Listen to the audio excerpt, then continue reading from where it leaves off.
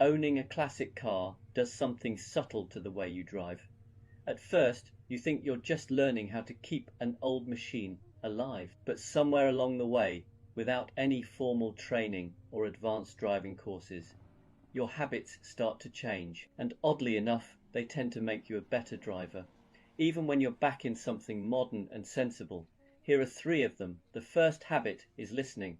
Classic cars demand it. A modern car filters everything out for you, the noises, the vibrations, the feedback. But an older machine doesn't bother with subtle hints. A slight change in engine note on an old Alfa, a new vibration through the wheel of an MG, or a gearbox that suddenly feels a little less cooperative in a Porsche from the 90s. These are all conversations, and if you ignore them, the car will escalate the discussion. So you learn to listen, to notice, to anticipate, and that habit sticks. You become the kind of driver who feels what the car is doing instead of just reacting when something goes wrong. The second habit is looking further ahead. Classic brakes are, how shall we put this, optimistic. Whether you're in an early Jaguar, a Triumph with a personality, or anything Italian that prefers enthusiasm over urgency, you very quickly learn that last-second decisions are a terrible idea. You start reading the road earlier, you spot traffic building long before it becomes a problem. You leave space, you plan, not because you're being virtuous, but because it's easier than standing on a brake pedal that was designed in another century. And once you've learned that skill, you never really lose it. Even in a modern car with enormous brakes and a dozen safety systems, you're calmer, smoother, and far less rushed. The third habit is mechanical sympathy. Classic cars reward gentleness. They don't like being rushed when they're cold. They don't appreciate aggressive gear changes, and they absolutely remember if you've been unkind to them.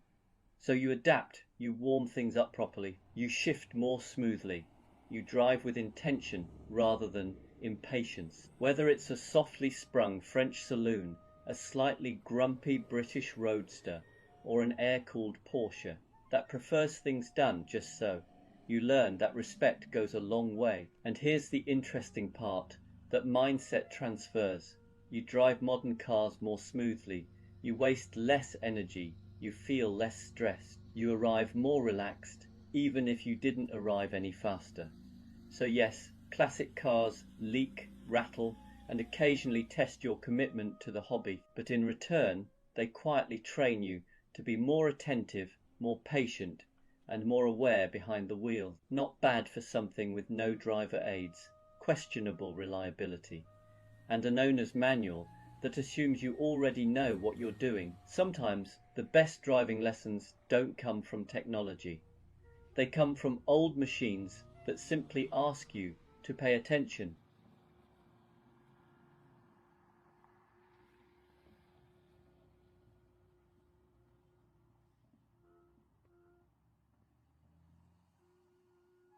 If you're thinking about your next car, you've probably been told to be sensible, something efficient, something reliable, something that pairs nicely with a spreadsheet. But there's a quiet, rebellious alternative. One that smells faintly of petrol, makes interesting noises, and occasionally asks for patience instead of blind faith. An old and interesting car. And here are 3 reasons why it might be the best decision you'll ever justify to your friends.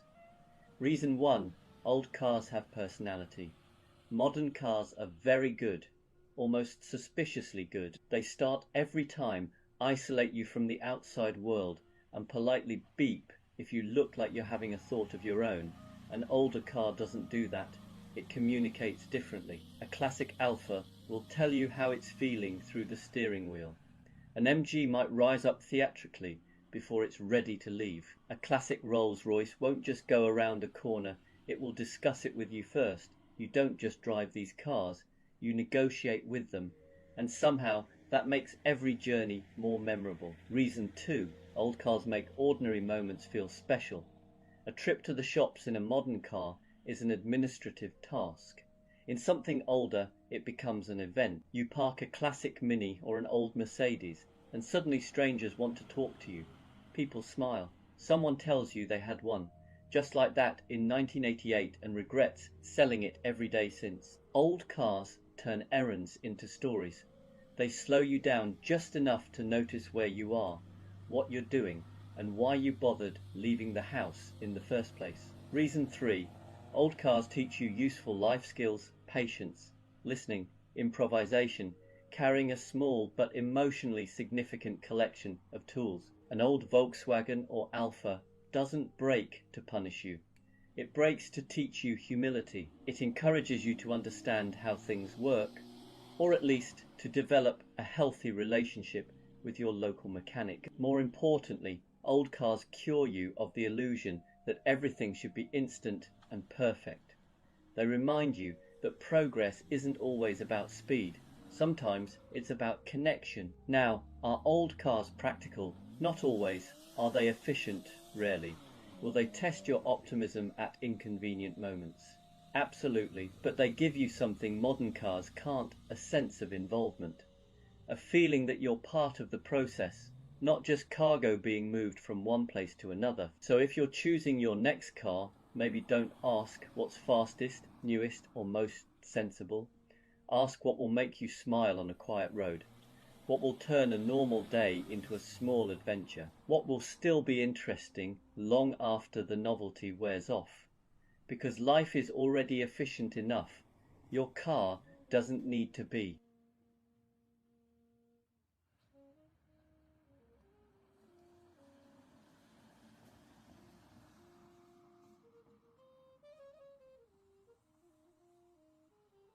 There's a quiet bond between people who own classic cars. You can spot it almost instantly.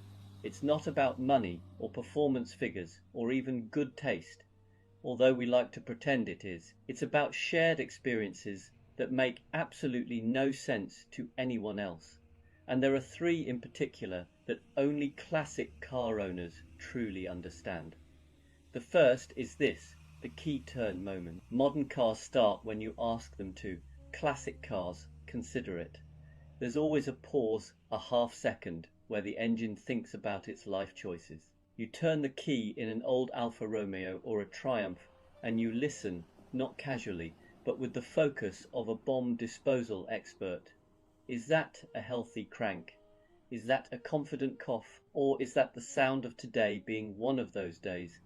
Every start is a small emotional journey, and when it fires into life, you feel a completely unreasonable sense of personal achievement. The second thing only classic car owners understand is the relationship you develop with smells and noises. A faint whiff of fuel in a Jaguar, that's character. A new rattle in an old Porsche, that's a conversation starter. You stop thinking in terms of, is something wrong? And start thinking in terms of, is this noise new, louder, or merely expressive? Your car becomes a living thing with moods, habits, and the occasional tantrum. You don't panic, you diagnose, you negotiate, and sometimes you just turn the radio up and promise to look at it later. And then there's the third thing: strangers. Classic cars turn you into a public service.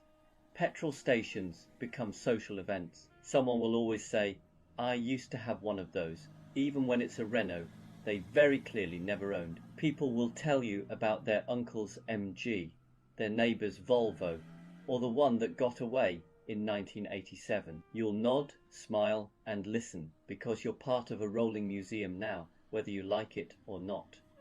What's funny is that none of this feels like a burden once you're in it. The quirks, the conversations, the unpredictability, they are the point. Classic car ownership isn't about perfection, it's about participation. You're involved, present, and occasionally late. And that's why classic car owners understand something most people don't. The car isn't just getting you from A to B, it's giving you stories, moments, and a slightly odd but deeply satisfying way of moving through the world.